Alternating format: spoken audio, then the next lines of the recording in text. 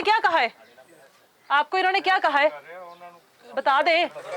इन्होंने कहा है कि आपका क्या मसला, क्या बताया आपने इनको? मैंने इनको कहा था कि वो मेरा जो शौहर है ना वो घर नहीं आ रहा, लड़ाई है। अच्छा ठीक है, फिर मर्जी है इन्हों की, हमने तो कोई ऐसी बात नहीं ओ, की। एक मिनट बाबा जी, ब्रेक पे लाओ। अच्छा इन्होंने कहा है 11,000 लगेंगे तो वो आ जाएगा काबू में। महबूब आपके कदमों में, महबूब आपके कदमों में। नहीं लिख के भी ला लो वो। नहीं लिख के लाया नहीं, देखो हम। अच्छा, क्या इसे पैसे किस हिसाब के मांगे हैं? ओ बाजी असी तो काम ही नहीं किया, ते पैसे काने मांग ले? पैसे मांगे इन्होंने? काम ही नहीं किया थे। हाँ जी 11,000। काम ही नहीं किया बाजी, काम करते थे फिर ही मांगते ना। पैसे नहीं मांगे? नहीं पैसे नहीं मांगे। मांगे नहीं है हमने, तो उन्होंने साथ दिया, दसिया भी इशारा दिया। लकड़ बालन साडा चिराग बत्ती इसी कहाँ करने दिया?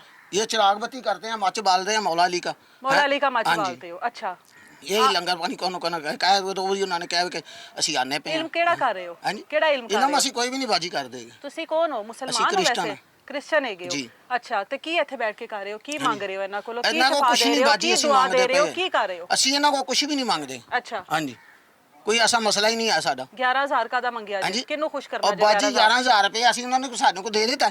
ਅਸੀਂ ਤੇ ਉਹਨਾਂ ਨਾਲ ਗੱਲ ਵੀ ਨਹੀਂ ਕੀਤੀ, ਅਜੇ ਤਾਂ ਉਹਨਾਂ ਨੂੰ ਇਹ ਕਿਹਾ ਹੋਵੇ ਕਿ ਬਾਜੀ ਜੀ ਤੁਸੀਂ ਆ ਜਾਣਾ। ਅੱਛਾ।